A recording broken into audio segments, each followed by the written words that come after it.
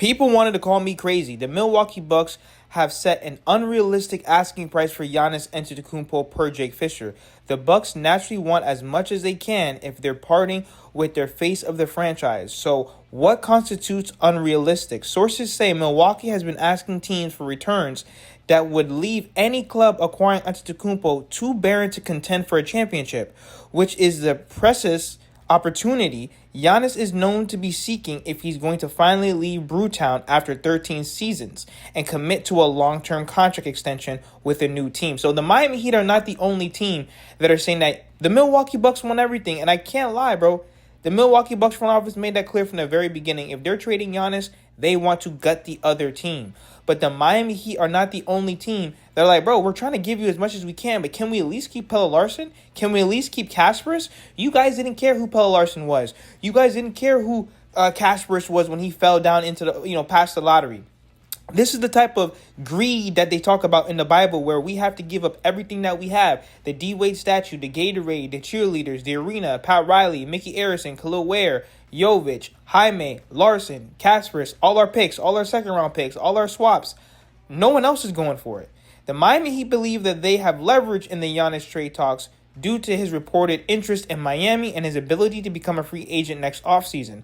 Miami is also unwilling to include all of its young players in a deal. And like I said, if they're pretty much giving up everything, you're saying that the deal is going to come down to Pelle Larsson and Kasparas, which, like I said, I think the Miami Heat have every right to keep. Giannis is 32 years old. He hasn't been available for a few years now in the playoffs. Multiple calf injuries. And like I said, he's going to be a free agent. Are you guys willing to let him go for absolutely nothing? The draft is maybe 2-3 days away now? And the fact that they're expecting to have 2 first-round draft picks, well, they better make the deal ASAP. This Giannis deal could easily be a 3-4-5 team deal, especially how you're having the Detroit Pistons. They have emerged to potentially take Tyler Hero, which would be huge for the Miami Heat.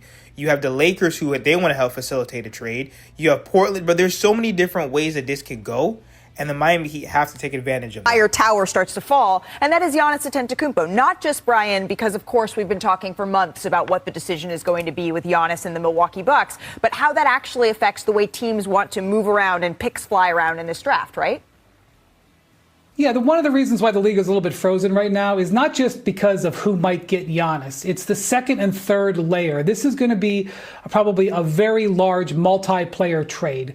And there might open up opportunities for third, fourth, fifth, even fifth teams to get in on this. Let me give you an example. Okay. A couple of years ago, we saw Dame Lillard as one of the big trades in the offseason. Dame Lillard goes to Milwaukee, and it ends up allowing Drew Holiday to move to Boston. Right. And that move, Drew Holiday ending up in Boston, ended up being impactful in the championship race. And so, like, you have a team like the Lakers, for example. The Lakers are sitting there with potentially a lot of salary cap space. Who's to say that this potential trade with Giannis doesn't open up an opportunity for them to get in and get a player that could potentially help them? So you've got a bunch of teams watching around the outside of the circle as Milwaukee tries to handle their business in the coming days. What's the timeline we're looking on, like, with that, Bobby? Well, I think you have to have something concrete by the night of the draft, Malika. And I think certainly if you're looking at a team like Miami, who's at pick 13, and certainly they're in play with Giannis, I think if you're the Bucks, you want to have an idea, because you basically would be picking for the Heat in that situation. Or if you had the 13th pick, let's say something happens over the weekend, can you take 10 and 13, your other first, and potentially get into maybe the top 8 in this year's draft? So Brian hit it right on the head.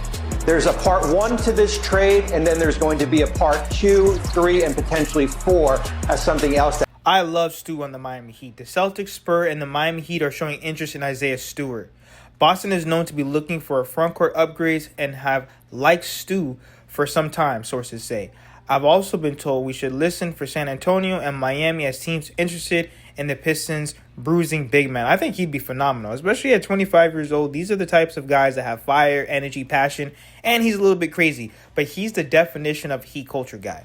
Now, this is where it comes very important for Tyler Hero and this multiple team deal. The Lakers, Pistons, and Nets are teams who could help facilitate a Giannis Antetokounmpo trade to the Miami Heat. Detroit has interest in Tyler Hero, while Los Angeles recently inquired about what it would take for Khalil Ware. I'm telling you guys right now, that's why when people want to say that our players suck and have no value in the league. You're telling me that Khalil Ware is not a good player?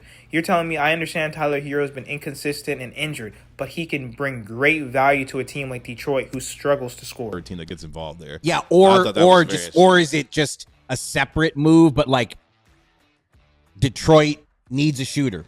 And a Cade Cunningham Tyler Hero combination would be kind of fun. I'm not gonna lie to you. Detroit is one of the teams that has inquired about Kyrie, but the Mavericks have put the message out there that Kyrie is not available. Trey Murphy is obviously the shooter everybody wants. Yeah. The Pelicans, though, have established a really high price point for Trey Murphy. So the Pistons are looking at other options. Hero, Kobe White, Isaiah Joe.